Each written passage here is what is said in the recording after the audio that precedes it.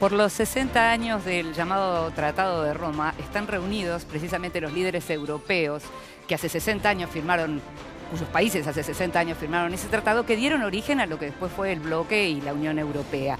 Se comprometen a ciertas cuestiones en relación al futuro en un momento en donde ese futuro está bastante ensombrecido, precisamente por el Brexit, por la salida del Reino Unido del bloque. Si les parece, vemos un informe y después lo analizamos.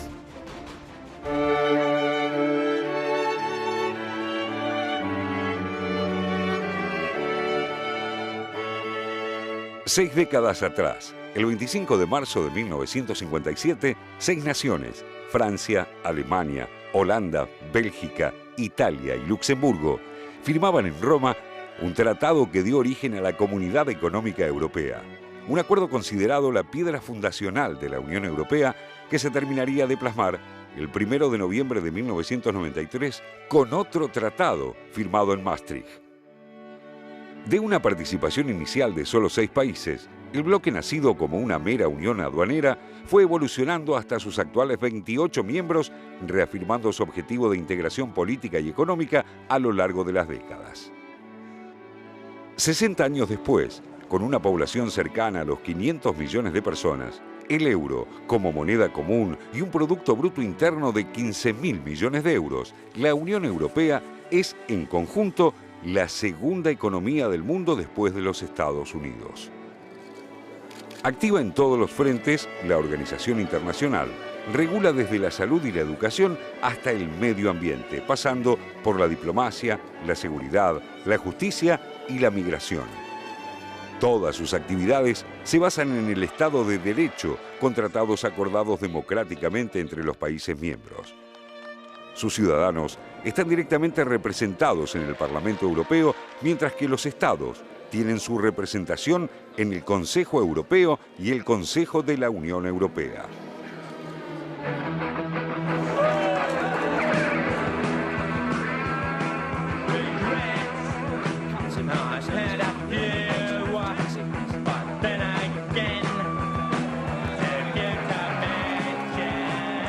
La Unión Europea celebra su 60º aniversario con varias preocupaciones y un intenso sabor amargo. El divorcio del Reino Unido, el primer país que decidió romper con el bloque regional luego de pertenecer a él por 44 años.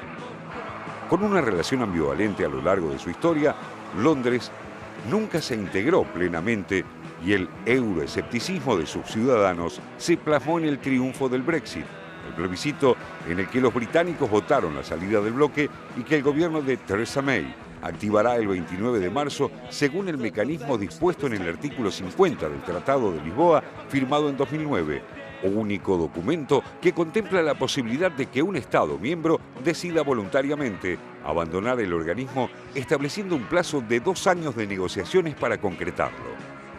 No solo el Brexit representa un reto para Europa. La interminable deuda griega, los desatinos de la banca italiana, el impulso proteccionista de Donald Trump y el crecimiento interno del desempleo y la exclusión social también complican el futuro de la economía del bloque. Europa es como un árbol, crece cada día, pero no se ve, señaló Donald Tusk, presidente del Consejo Europeo, soslayando las dificultades que ensombrecen los festejos de este aniversario. La seguridad interna, amenazada por los atentados yihadistas, la masiva llegada de refugiados y el auge de la ultraderecha euroescéptica de cara a las próximas citas electorales en Francia y Alemania. El conflicto ucraniano, la guerra en Siria y en Irak y las tensiones con Rusia y Turquía también desafían al bloque más allá de sus fronteras. Europa se forjará en la crisis y será la suma de las soluciones aportadas a esa crisis. El tiempo dirá si la célebre frase de Jean Monnet, uno de los padres de la integración, sigue vigente.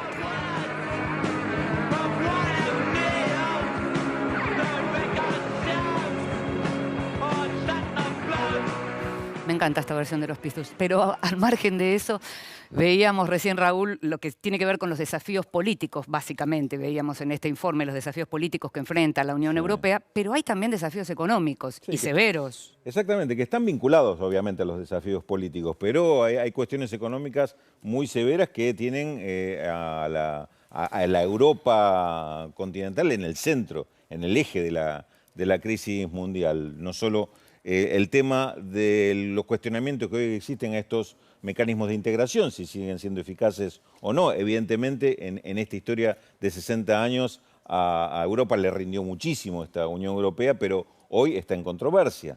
El hecho de que ocurra justamente en el año del Brexit no es una causalidad, pero también es un llamado a la reflexión sobre este mecanismo. El tema de la moneda única, el euro, que, como repasábamos en el informe, a Gran Bretaña jamás le convenció, jamás se integró, pero también hay otros países que quedaron afuera y muchos de los que están adentro hoy se preguntan si conviene o no conviene quedarse o animarse a pegar el salto y salir del euro. Y el tema, y si hablamos de esto, indudablemente el tema Grecia es en sí mismo un problema, un conflicto no resuelto, una agonía que se va estirando, en la cual la Unión Europea sigue sin encontrarle, no solo que no le encuentra solución, sino que parece ser que va alimentando más el problema. Pero ¿qué pasa por fuera del bloque, digamos? ¿Qué pasa con los otros continentes? ¿Qué pasa con las otras regiones? ¿Qué pasa con los acuerdos? Algo que tiene, digamos, que en donde nuestra región particularmente tiene expectativas, ¿no? Sí,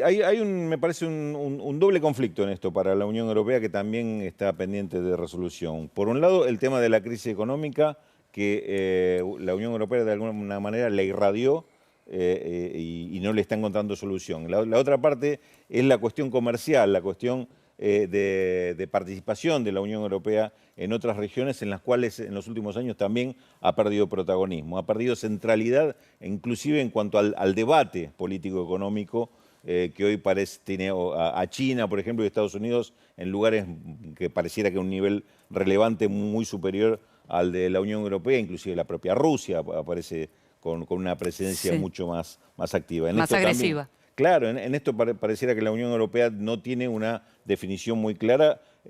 Yo me imagino que por las propias controversias internas que tiene también para... Claro, las diferencias. resolver. Ahora, José, al principio del programa hablabas de una Europa que se tambalea y hasta cruje. Sí. Bueno, sí, yo lo que veo, repasaba antes de venir al programa, cuando sabía que íbamos a hablar de Europa, dos libros. Uno de Jeremy Rifkin, que se llama El sueño europeo, que está escrito y publicado antes de la crisis europea, donde es una especie de oda a la Unión Europea y donde sobre todo subraya Es el himno a la alegría. Las ventajas, algo así, las ventajas de la Unión Europea en relación al modelo norteamericano, y el otro es el de Tony Judt, que ya lo mencioné varias veces, de posguerra. El de Judt es interesante porque uno ahí revisa algunas cosas que ahora están muy resueltas en la Unión Europea y que en ese momento llevó décadas resolver. Por ejemplo, el rearme alemán, qué hacer con Alemania, la cuestión alemana, la división, la reunificación. Ahora, a mí me parece que la Unión Europea, como decía bien Raúl, empezó como un proyecto económico, un proyecto de paz que tenía un fondo económico, que era la integración comercial, la integración productiva, después se construyó una moneda única y después adquirió también una dimensión política. Que no se pudo plasmar en una constitución, por ejemplo. Bueno, hay un tratado de Lisboa, es uno de los grandes problemas de la Unión Europea, que es el déficit democrático. Cuando se iba a sancionar la Constitución Europea, resulta que los daneses,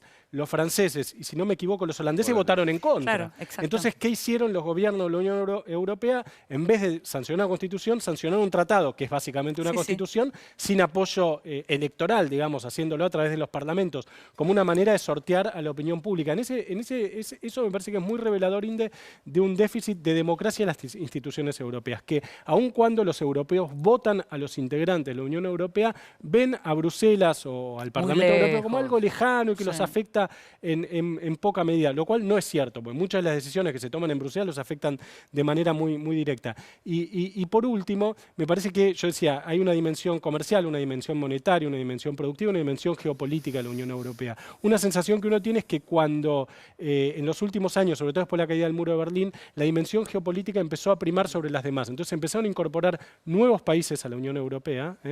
Eso antes de la crisis. Antes de la crisis, sí, antes de la crisis, pero después de la caída del muro, con la idea de acorralar a Rusia, digamos, ¿no? De acorralar a Rusia, y que eso hizo que crujiera el andamiaje económico y social de la Unión Europea y se alejara el objetivo de la convergencia, es decir, de tratar de que las sociedades se acercaran más, de que los griegos tuvieran niveles de vida más parecidos a los alemanes, por decirlo de algún modo. Me parece que la dimensión geopolítica terminó primando sobre las dimensiones, sobre el resto de las dimensiones, y eso hizo que la Unión Europea estuviera en esa situación un poco entre el desencanto y la crisis en la que está hoy, me parece. Ahora, Jorge, José recién hablaba, tambalea y cruje, y el Papa dijo puede morirse. El Papa sí, efectivamente, pero dijo que no pierda su identidad multicultural Europa. Dijo también que en realidad donde falta trabajo y donde falta expectativa de salario digno no habrá paz. Es decir, está diciendo que se pongan de acuerdo de una vez por todas, que acojan a los refugiados, fue también su mensaje. Habló de la solidaridad. La Unión Europea tiene como premisa la solidaridad y eso es importante. El tema es que hoy estamos hablando de los orígenes de 1957 y vos fíjate que en aquel momento Charles de Gaulle se opuso al ingreso de Inglaterra porque dijo deben conservar su insularidad y en realidad Francia vetó varias veces a Inglaterra hasta que finalmente dejó de vetarla en 1973, es decir, pasó el año. Para Francia, ¿por qué era importante entrar en la Unión Europea, en la Comunidad Europea en ese momento? Era importante porque veía la rivalidad de Estados Unidos, después de haberla ayudado durante la Segunda Guerra Mundial. Para Alemania era exorcizar el pasado. Claro. Esta es otra realidad. Y hablaba Raúl de Grecia. Grecia es incorregible en términos económicos para los europeos, pero es fundamental en términos políticos, por su ubicación y sobre todo por la cercanía de Turquía. Entonces también esto tiene que ver, es decir, cómo encaja cada pieza dentro de la Unión Europea justamente para lograr esto que pide el Papa, la solidaridad, y de repente hoy se está hablando de la Europa de varias velocidades. Sí, y de cara a lo que es el Brexit, que ya tiene una fecha concreta, cosa que hasta ahora no teníamos, pero hay una fecha concreta ya, 29 que es el 29 de marzo. Sí. Hoy, la declaración de Roma del día de hoy... Veíamos imágenes mientras hablábamos. Con el primer ministro de Italia recibiéndolos. Se firma un documento que habla, que vota por una Europa unida e indivisible. Hay un montón de buenos augurios. Las redes sociales se llenaron de happy birthdays y hubo carteles, hubo mucho vintage en las redes sociales porque ponían los afiches de hace 60 años. En fin, una serie de cuestiones que me parece que en realidad tratan de darle como un aire de felicidad a un momento que no es feliz. No es solo la salida, no es solo el Brexit que está en juego aquí, es si Europa puede sostener otra crisis del euro, puede sobrellevarla, cómo va a enfrentar a los refugiados. ¿Cómo va a enfrentar a Trump?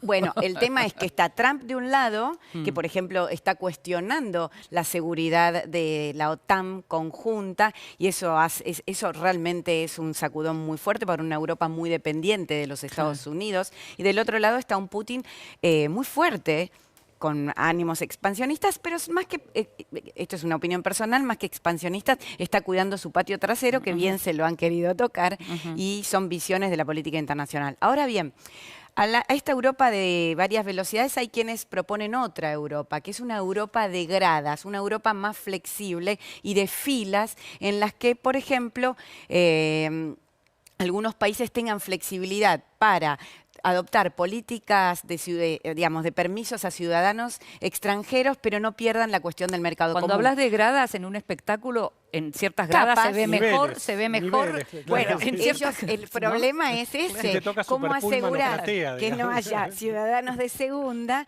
¿Cómo asegurar que los rumanos, que los griegos o que los que eventualmente... Pero estos analistas que están proponiendo esta situación, esta suerte de nuevo diagrama. Nuevo diagrama europeo que no sea varias velocidades, dicen que en esto podrían inclusive participar países que no son de la Unión Europea, como por ejemplo Georgia, que está muy lejos. Pero está muy cerca de Europa. Pero está muy cerca de Europa. Claro. Digamos, veremos, falta mucho. El tema es cuánto soporta Europa si hay un país como Francia y una Marine Le Pen que gana las elecciones en Francia y verdaderamente propone una segunda opción de quiebre con un segundo divorcio en Europa. Marine Le Pen, que estuvo con Vladimir Putin esta semana. Si gana Marine Le Pen se seguirá llamando Unión Europea. No te salen ni las palabras. Se seguirá llamando Unión Europea, pero no va a seguir siendo contamos de vuelta, 60 hasta acá.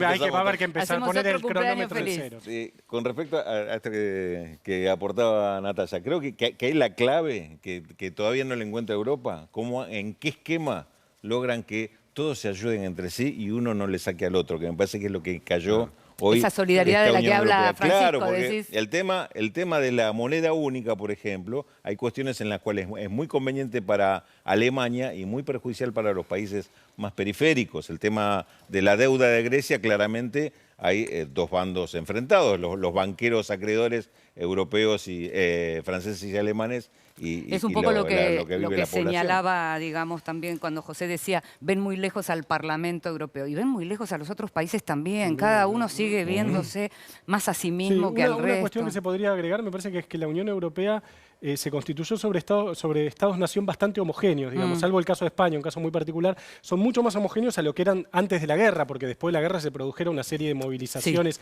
y desplazamientos que hicieron que en Alemania vivieran alemanes, en Polonia polacos, cosa que no ocurría. La inmigración, la mayor presencia del Islam, etcétera, está poniendo en crisis también este modelo de estados-nación más homogéneo. Ojo, también es funcional políticamente. Es muy fácil en tu país decir esto es culpa de la Unión Europea, todo es culpa de Bruselas. Más en campaña. Más en campaña, esto lo aceptan todos los partidos tradicionales de Europa. Después cuando van a Bruselas, es decir, cuando van a representar a su país en Bruselas, tratan de atenuar las críticas, pero las críticas vienen del partido. Es decir, por ejemplo, el Partido Popular que integra un bloque con el bloque conservador. Claro, dentro de Europa. Pero desde Madrid la crítica es culpa de Bruselas. Bueno, es que la supranacionalidad siempre fue como un tabú en Europa. La necesitaron, les convino, pero también es lo que les genera una profunda situación de ira con aquello que no dominan, ¿no? O sea, en Europa, y es con lo que especulan, esa es la Europa más flexible que están pidiendo especulan, para salir elegantemente de ciertas cuestiones. Es con lo que especulan los políticos, como ocurrió en el Reino Unido, para sacar a su país de la Unión Europea. Nos estamos yendo a una pausa y ahí Félix le cuenta con qué seguimos. Exactamente, Inde. Cuando regresemos, estos temas vamos a desarrollar en esta edición internacional de Televisión Pública Noticias. Venezuela en crisis. Agobiado por la escasez de pan, remedios y gasolina, el gobierno de Nicolás Maduro afronta uno de sus peores momentos. Y también cuando volvamos, corrupción en Japón. Un escándalo por tráfico de influencias amenaza al primer ministro Shinzo Abe y a su esposa. Se lo contamos, como siempre, luego de la pausa. Ya volvemos.